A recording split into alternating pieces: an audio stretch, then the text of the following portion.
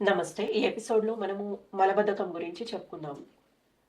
ముఖ్యంగా మలబద్ధకం అనే సమస్య చిన్న పిల్లల్లో చాలా అరుదుగా చూస్తుంటాము. దీనికి కారణాలు పీచు పదార్థం ఎక్కువ తీసుకోకపోవడము, ఆహార నియమాలు సరిగ్గా ఆహారము అందకపోవడము, మరియు నీరు అనేది తక్కువ మోతాదులో తీసుకోవడము.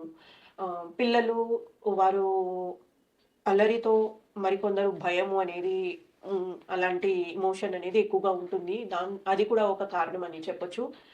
మరియు ఆహ్, టైమింగ్స్ అనేది షెడ్యూలింగ్ సరిగ్గా ఉండకపోవడము, స్కూళ్ళల్లో పిల్లలు మలాన్ని ఆపుకోవడం లాంటివి చేస్తూ ఉంటారు.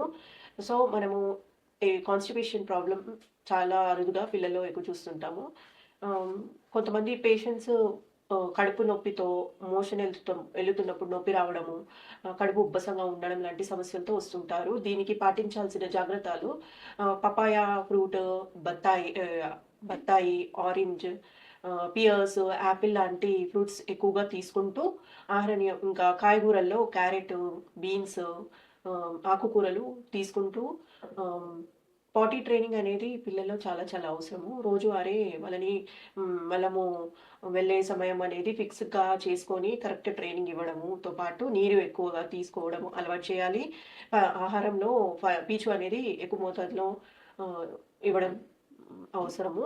పాలు ఎక్కువ ఇవ్వకుండా సమపాలంగా 2 టైమ్స్ ఒక గ్లాసుడు ఇచ్చినట్లయితే సరిపోతుంది. దాంతో పాటు మన డాక్టర్ పర్యవేక్షణలో బ్రయోనియా మరియు నక్స్ వోమికా లాంటి మెడిసిన్స్‌తో పాటు కాన్స్టిట్యూషనల్ మెడిసిన్ ఇవ్వడం జరుగుతుంది. ధన్యవాదాలు.